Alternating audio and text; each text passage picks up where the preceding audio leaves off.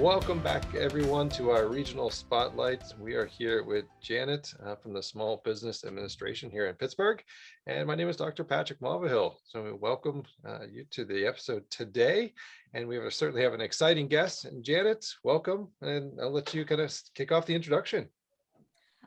Hi, my name is Janet Heil with the U.S. Small Business Administration, or SBA, and we just may be the best kept secret in your neighborhood and in the federal government. Why?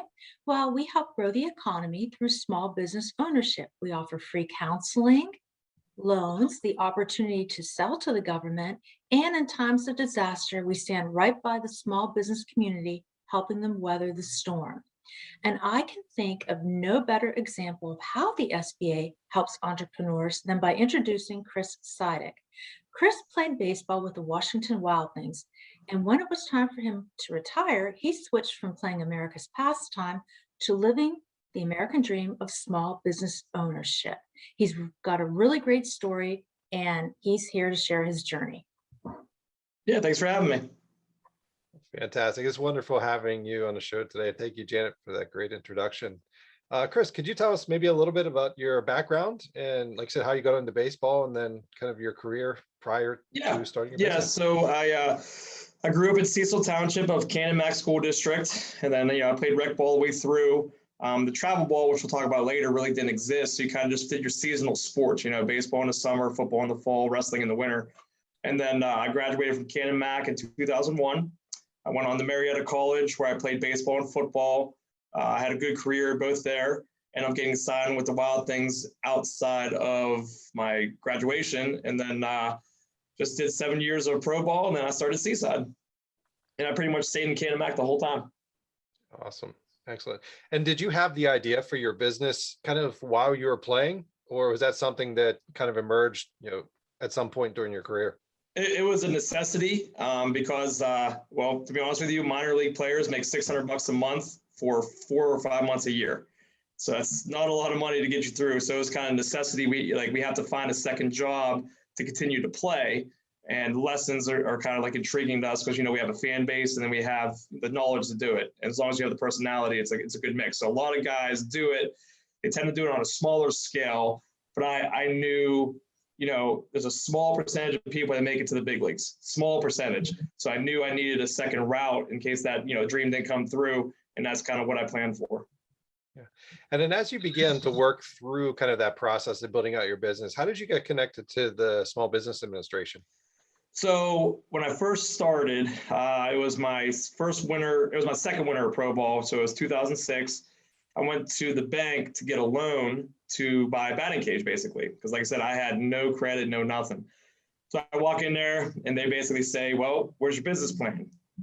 I was kind of clueless on what a business plan was. I mean, I just came out of college, I had a business management degree, and I was like, I don't even know where to start with that. So I called a lot of local businesses. I talked to the GM at the Wild Things.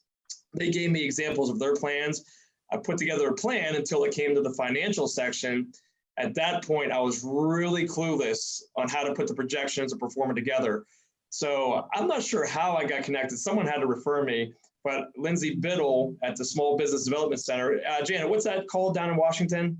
It's the University of Pittsburgh has a small business development center. We have 8 in Western Pennsylvania, and they work with entrepreneurs like Chris every day.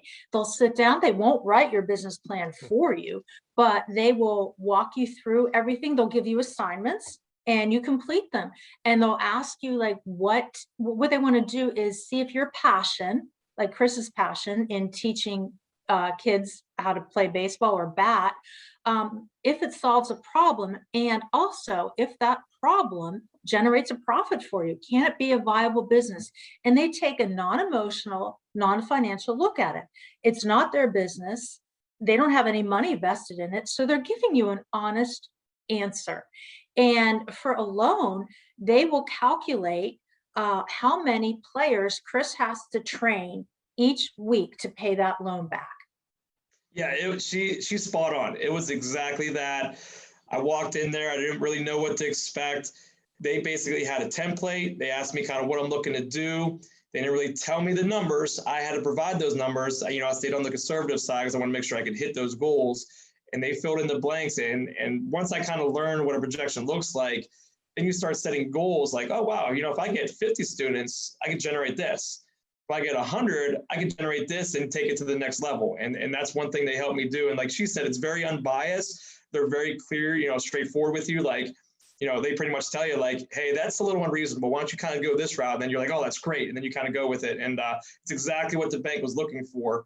And that was a huge help for me. And that's how I got introduced to the SBA.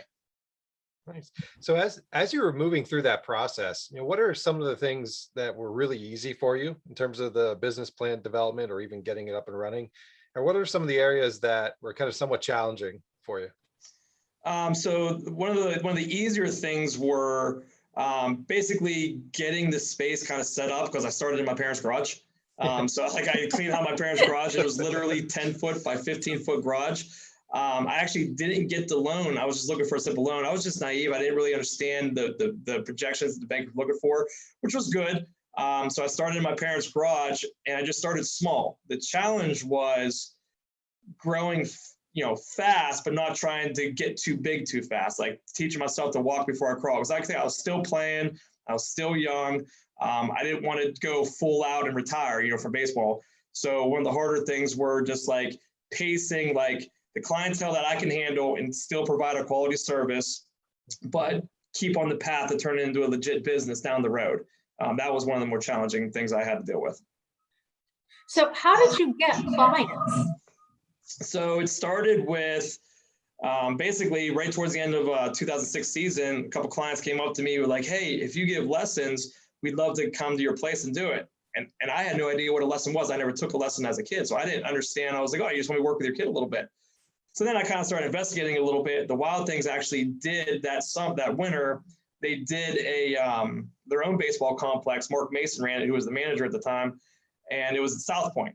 So I kind of went there, and that's one thing I tell people who want to be an entrepreneur. It's a great idea to start working for somebody where you can learn a little bit, make a couple mistakes, and you're doing it on their time. And then once you kind of figure out the route you want to go, then you jump off on your own. I tell guys to do that all the time, because I learned a lot, just how the business worked, how the scheduling worked, how to talk to parents, how to kind of get the referral base. And then from there, that's where I jumped off on my own. And then basically it started with 3 clients from Fort Cherry. Those are the 3 clients it started with. It was 2 brothers, a brother and a sister, and 3 brothers. And it started with them. And then those 7 turned into 14 and expanded from there. And we never stopped. We're still growing. And actually, Chris is correct. That's one of the things that the SBDC does look for, and bankers, for funding, is what is your experience? I mean, it's great that he holds a lot of records with the Washington Wild Things, but they want to look at the business experience. So if you love to eat out and love to cook at home, that's a little bit different than running a restaurant. Scheduling, we've had restaurateurs that learned by working in the business to buy plates and stuff at auction. So it's pennies on the dollar. So this is stuff that you learn while working in the business. So again, it's great to have that passion, but it's equally important to have that field knowledge. There's very little chance that I see that you can learn that in a classroom. It is just pure experience, just being in the trenches every day, starting at the bottom, working your way up. You understand each phase of it, and that's just going to make your business that much better, for sure. That's something that was really interesting that Janet brought up, and you talked about a little bit too, Chris, is getting that experience and kind of slowly building it. Did you find that as you kind of grew your business, you had more opportunities that were outside of your core vision that were almost add-ons? For example, whether it's like, good. Well, yeah, it's a necessity. Like once I left my parents' garage and I went to my first lease space, now I owed. My name was on the lease. I owed money. There was a for real contract. At that point, you need to find every revenue stream you can. So you have to expand outside. Like you can't just be a one-man show in a cage and have a large space. So you start learning like, oh, what else can we do? Oh, we can use this space for birthday parties. Oh, what else can we do? Let's do these kind of camps. Hey, I don't do pitching. I was a hitter.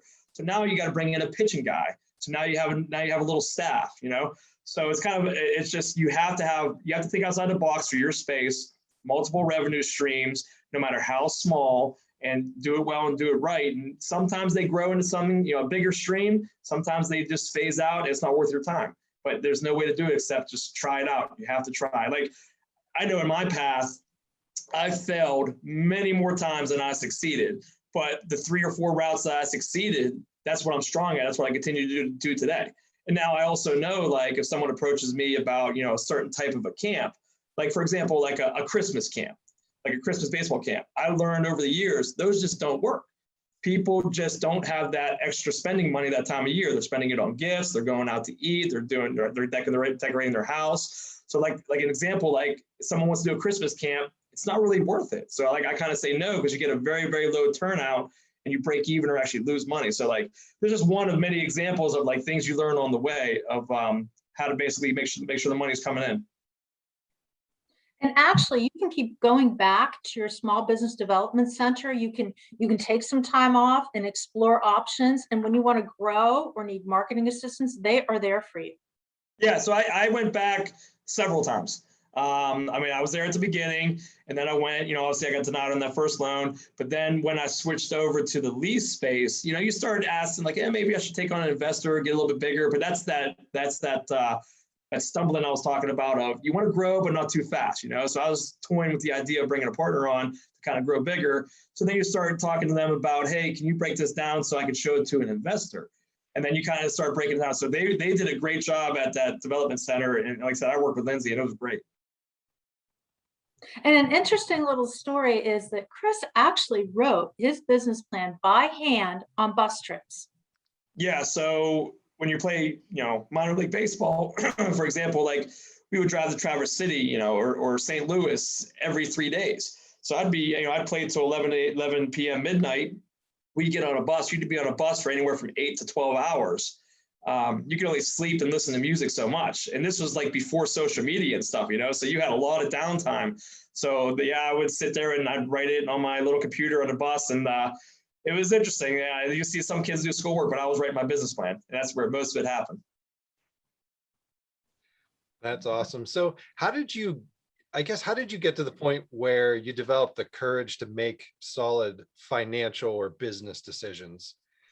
So I went from my parents' garage to a smaller garage I leased for $1,000 a month.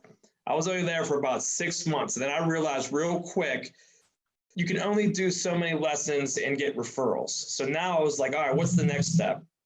I needed teams. I needed teams in my building that I could pull lessons from and pull that revenue stream from.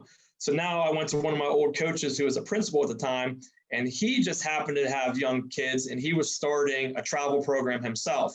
So, and that was great because I did not want to be involved in the actual travel team organization business, because then you're dealing directly with a lot of parents. And they make TV shows about parents and sports. It's crazy, right? So I knew I didn't want to be a part of that directly. So them two kind of took and ran with that, but they would bring those whole teams to my building. And then real quick, I ran out of space. So that's when I took the bigger jump. I went from $1,000 a month to a $5,000 a month lease. It was 10,000 square foot building in Short Hills, Houston. That's when I realized, okay, that's a big nut every year I owe. And for 5 months of the year, I'm gone playing baseball, making $700 a month, So at that point, I was like, I got to make money when I'm not there. And that was the point where I kind of like took the bigger jump and I started trusting other staff. And then that's where I think it blossomed into a business, was at that building in Short Hills. Yeah, and that's definitely one of the things we talk a lot about, I think, with entrepreneurs as well as students. It's that making that jump, right? Because at some point you have to start to make the decision of not only refining and focusing on what you're really good at, but also trusting others to also step up and lead your idea in your business. Yeah, it was 100% risk. Like when I signed that contract, I don't even know if I had a bank account. I think I was like just doing like cash deals at the time. And I didn't have $5,000. So I didn't even have the first month's rent. So it's a huge risk going, I could generate that. If I do X amount of lessons and get X amount of teams, I could do that. And I pretty much have made that risk every single time I've expanded. And now I've been in this location for over 10 years now, and I'm kind of like starting to settle down. But now I'm doing separate businesses and I'm becoming like a serial entrepreneur where I'm taking risk on the other thing. It's driving my wife crazy, but like I'll risk this side a little bit, you know what I mean? So it's never ending. And I talk to a lot of mentors who have been, extreme success. They say it never stops. Like you have to risk a little bit to get a little bit. And it's kind of like I was talking about with the revenue streams. Some ideas work out, some ideas don't. But as long as you're, strategic about it, you can go the right way and do it.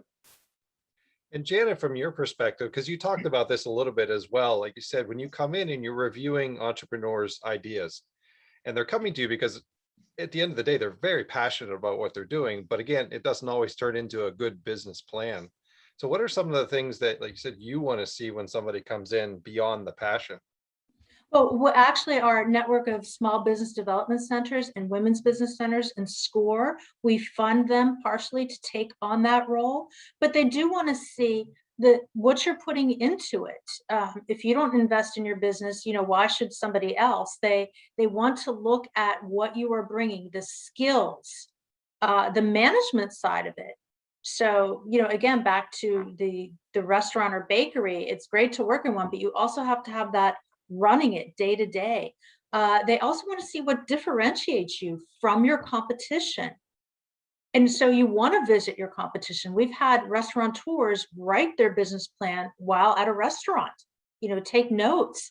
Another good thing is to visit somebody, like if I want to start a flower shop, not in this area, but when I'm on vacation, visit a florist and ask them some of the trials and tribulations they went through. Small business owners are more than happy to talk about their experiences. You don't want to do it in your backyard, but it's great to do it outside of your area. And you can find out what they went through. Maybe a florist wants to team up with a candy shop for Valentine's and dance recitals and things like that. So it's a lot of stuff that you bring in. And entrepreneurs, always, they have to be energetic. They need a support network. And they're decision makers. On top of what she said, I mean, she's right on. When I was like kind of setting up my business model of how I want to set this up, I would look at all my competitors in the area.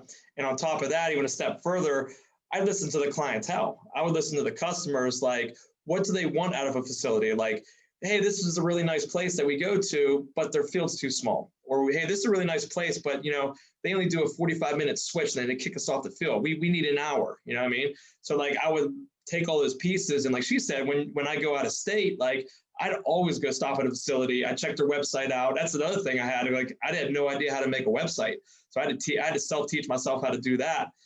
So like looking at other people's websites and the first one I make, anytime you make like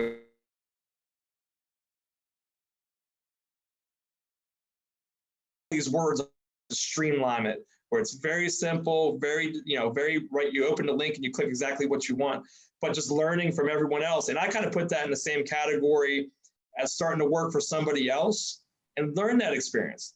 These people have been doing it longer than you. All right, let's see what they're doing good. Let's do that better. Let's see what they're doing bad and not do that either. And I did that a lot, what she was just talking about. And interestingly enough, because I've known Chris for about 10 years, he was actually our Young Entrepreneur of the Year for the Western Pennsylvania and the entire Mid-Atlantic region. And he actually, along his journey, learned how to purchase land, and he found a partner. Yeah, so the next jump I made, I went from that $1,000 a month garage to that $5,000 warehouse space.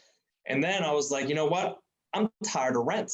I was like, I don't like throwing this money out. I was like, anyone I look at, that movie, The Founder, how McDonald's did it with like, they own the land. They were in the real estate business, not the burger business, So I knew my long-term goal was to own a facility. Now we'll talk about this later, how the SBA helped me do that, this past July.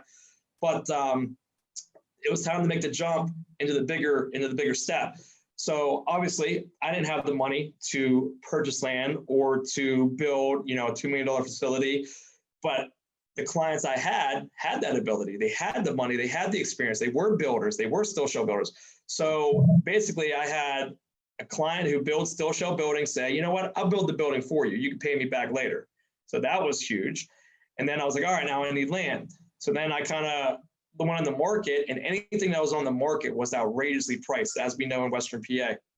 So I started going door to door, and I would just literally walk right up the doors. If their house was next to a piece of land, I went and knocked on the door. Then you learn yourself like zoning, like residential and commercial. Like those are things you don't even think about when you're a young entrepreneur. You're just running. So then I kind of realized, oh, I got to look at a map and make sure it's commercial to begin with. And then I finally found a piece. And then obviously that was a large tract of land, but the landowner was willing to sell. So then I had to learn how to subdivide. I had to learn to meet with an engineer. And like I'm doing all this without a lot of money. So like you're trying to make deals, you're trying to work, you're trying to find an engineer that has a kid that plays baseball so you can barter a little bit. That was a huge part of what I did. We end up subdividing, and right before we signed the lease, one of my clients, who was a successful entrepreneur himself, said, "Hey Chris, like why don't you partner with me? Let me buy the land, let me build the building, you manage it, and I'll sit on the sidelines. And then when my kids graduate high school, I'll sell you the building." And he pretty much stood to that. That's kind of exactly how it played out. It took me about 2 weeks to make that decision because, like I said, at the time I was a couple years in of just doing it myself. So then I went and said, yeah, let's go ahead and do it. And once again, I went back to the Small Business Development Center because he wanted to see, a little bit of projections, and they kind of laid it out for me. But at this time now, I had like 4 years of historical numbers. So I was like real accurate this time, and it was much easier process than guesswork. Like I knew exactly what it was. So they laid it out for me. I presented it, and we moved forward. And that's basically how we got the building built. And I think that's such a valuable lesson because it's like you said, you're focused in baseball, or another entrepreneur might be focused in baking, right? But it's you have to expand your network and just keep asking, knocking Yes. on doors, because if you don't, you never know what opportunities you're going to be missing out on. Like exactly what happened with yourself with the opportunity to work with that other individual to secure the land and secure the building. And it probably all happened because you were willing to ask. Yeah, you have to ask. Like a lot of people say, oh, you're bold. It's not bold. Again, it's just like you're just talking to people. People want progress. They want to expand. They want to develop. It's like in our nature. So like as long as it works for everybody, and that's one thing I do too. I'm very transparent, and anytime I try to expand or meet somebody new or whatever, I'm very transparent to the point where I'll tell you exactly how I think it should be or should not be. And if you're not on that same page, then okay, no problem. Like nice meeting you, maybe next time down the road. So that's one thing that I also recommend too for entrepreneurs is extreme transparency. It's just truth just cuts out so much time. You just direct to it, and then you can move forward and everyone's on the same page. And that's one thing we do all the time. And that's with my clients too. Like I'll, for example, like one thing I do that other competitors don't do is I buy real baseballs and softballs, because who doesn't want to hit a real baseball and softball? Like in a game, you want that feel. That's a lot of money. It's a lot of money every year. So I'm like transparent with my customers, like, hey, we have a budget this much for baseballs this year. Please don't take our balls.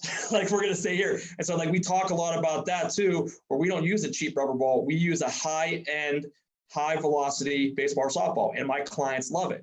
And that's just like one example. But like the idea is you're very transparent from the clientele all the way to business partners to everybody.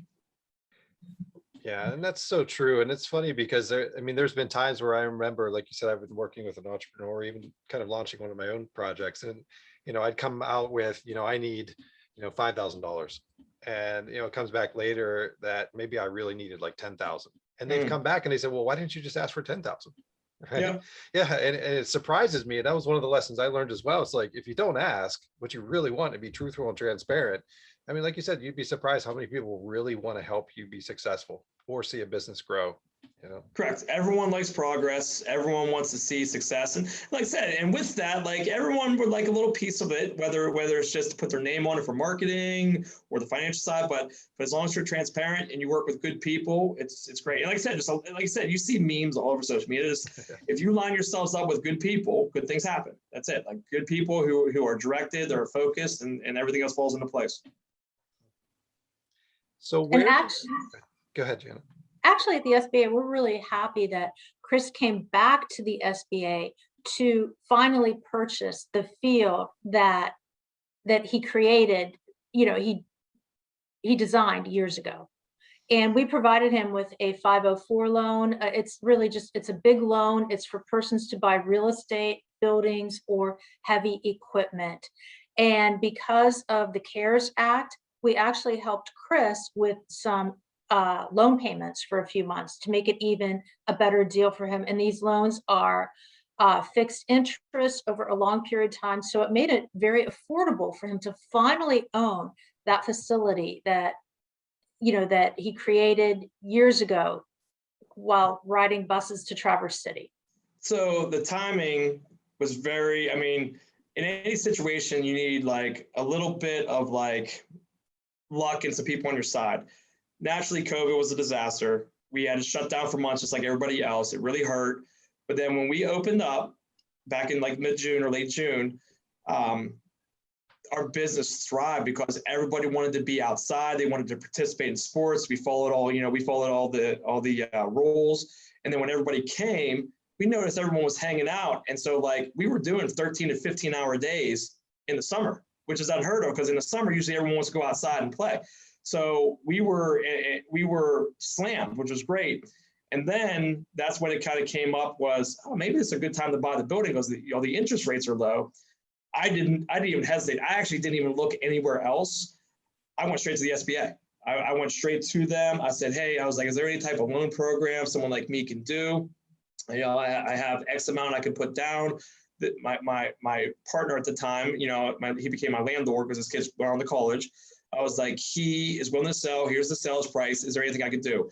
And then Steve McCarron at Community Bank kind of like lined up with the SBA.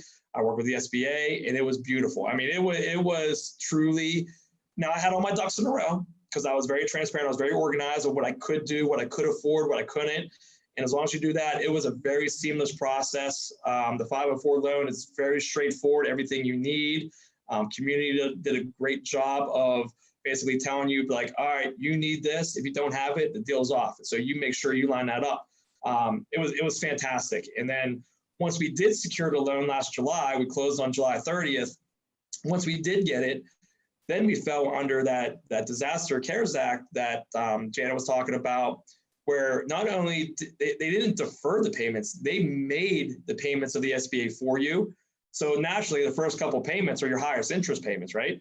So they made 6 months and then they extended another 3 months. So that carried me through my busy season this past winter.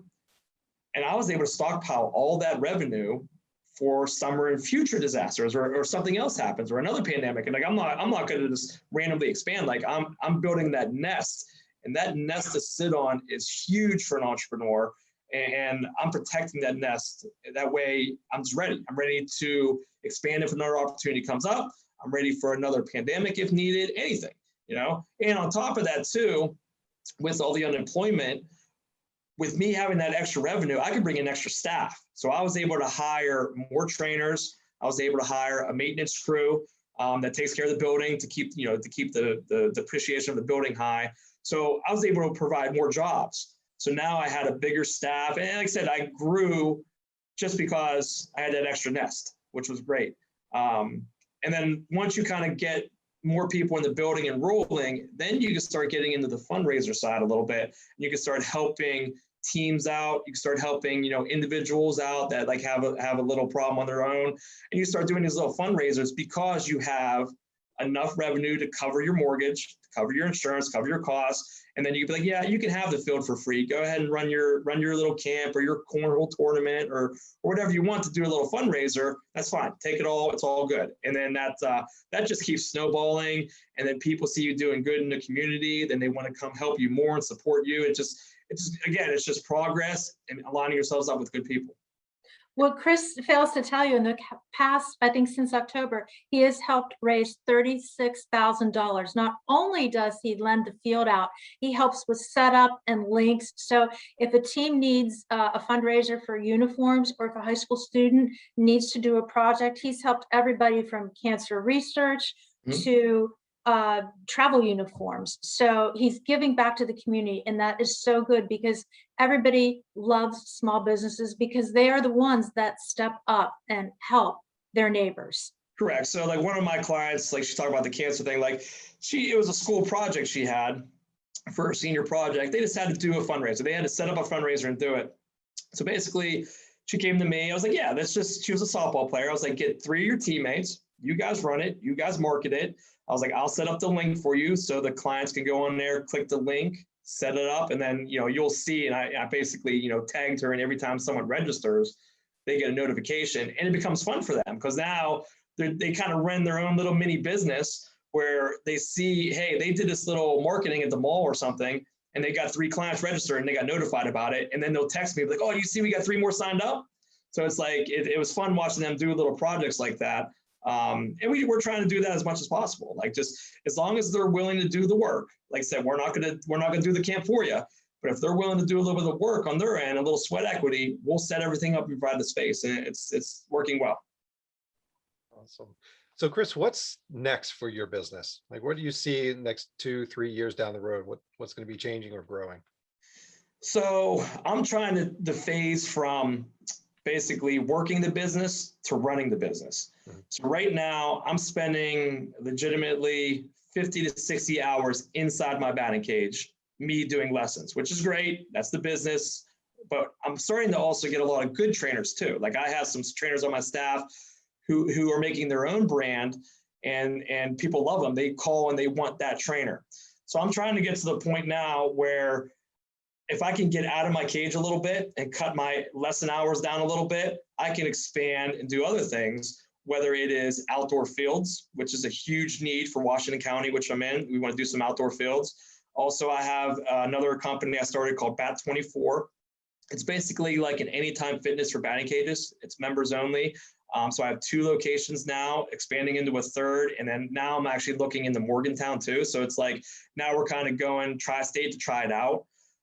But it takes time. It takes time to find those locations, read those leases, meet those people, get the things ordered. So that's time I don't have. So that's like my big phase right now, is I'm trying to build up my clientele enough, but my staff enough, and have a quality staff where I can afford to pay high quality trainers. That way I can kind of phase out of the training business and start running the company. And that's like I said, that's my 3 to 5 year goal. That's what I'm looking to do, is to get out of my cage, run it. And then, like I said, expand Bat 24 and possibly do outdoor fields. I actually just had a meeting yesterday morning with the Washington County redevelopment team. And we were just talking about, are there grants out there if I find a space to get turf money, because turf's expensive. But they understand, like, a lot of teams leave Western PA and go to different states for tournaments. They go to Ohio because the land's flatter and there's a lot of complexes. They go to the Carolinas, So this revenue is leaving every single weekend. Like we just talked about when we got on the call today about, hey, this weekend's great weather. All my teams are leaving. So like, I don't have any work Friday, Saturday, Sunday. Like, we're closed the next 3 days because literally everybody's gone playing, and they're not here. They're leaving. So that's again, I'm trying to line myself up with the county and to capture that revenue and keep it here, which helps everybody. It helps the little restaurants. It helps the little hotels. You know what I mean? It helps everybody. So that's one thing. That's like that's my 3 to 5 year goal. Awesome. And how can people stay connected to you, either website or social media? How do we find you and stay connected to what you're doing? Yeah, so Seaside Sports, you see my shirt, yep. CSIDE, seasidesports.com.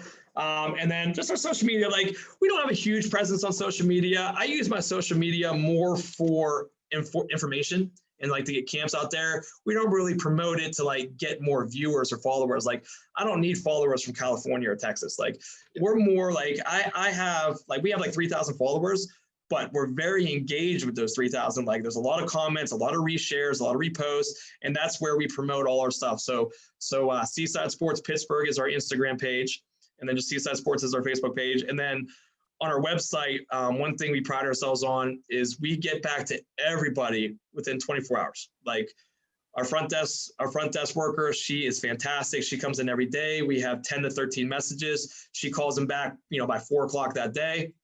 With the email, as my wife can tell you, like, I'm on my phone, on my emails constantly. If I get a notification, I notice, and that's one thing too that for entrepreneurs, get back to your people. People love instant gratification. Like, they want that response. Like, hey, how do I sign up? Here's how you do it. Hey, you know what? I did this. Okay, this is what you got to do. So like, I'm really Johnny on the spot with getting back to people, and people love that. And the other thing, little side note that I also learned from McDonald's is kind of reading books on successful businesses is not only the communication portion, but one thing you'll hear people talk about all the time is the cleanliness of our facility. And more importantly, our bathrooms. They are extremely clean. They look like day one when they were built, and people comment all the time like, man, this place is sharp and clean. And it just gives you a good feeling. So we make sure, like when you come to the facility, it's always clean, it's always disinfected, everything's nice, and it's well lit. It's like kind of like the Sheetz model. Sheetz lit up their gas stations. So like now you see it's all lit up. So now everyone's doing that. So that's one thing, like just see what people do well and we repeat it. And that's there's more stuff of how you're successful. Yeah, and that's like you said, whether it's, sports as an athlete, like you said, to really move forward, it's that attention to detail.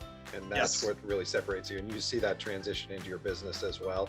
And you're seeing it again, replay in terms of the customer, feedback and what you're having. So there's no better marketing than referrals, 100%. Yeah. Like I said, Facebook posts or magazines or news, there's nothing like when you tell another friend, hey, I got a lesson here, it was fantastic, you should go. That person's coming. So we are real big with referrals. Yeah, and we'll make sure, like you said, in our show notes to get out your website, get out social media stuff, like you said, so hopefully expand that network for you. Okay. Janet, final thoughts as we begin to kind of wrap up today with Chris. We are just like Chris. We will get back to you in 24 hours for any entrepreneur out there that wants to start a business or even grow their business. You can reach us at 412-395-6560 or send us an email at wpainfo@sba.gov. We will find an answer. We will help you find resources. A lot of our services are free. And we're a hidden gem. We're here to help you start your business and be a success. Fantastic. Well, thank you, Janet, again for another episode. And Chris, thank you so much for coming today and telling us your story. Like you said, it seems like it's been an excellent journey so far, and no doubt it's going to continue to be so in the near future. I appreciate it. Thank you. Absolutely. Well, thank you everybody for joining in today with our regional spotlight with Chris, and his organization is growing. And like you said, we'll put all of the information and how you connect with him or follow him or get in touch with him in the show notes. Definitely check him out, and we look forward to seeing you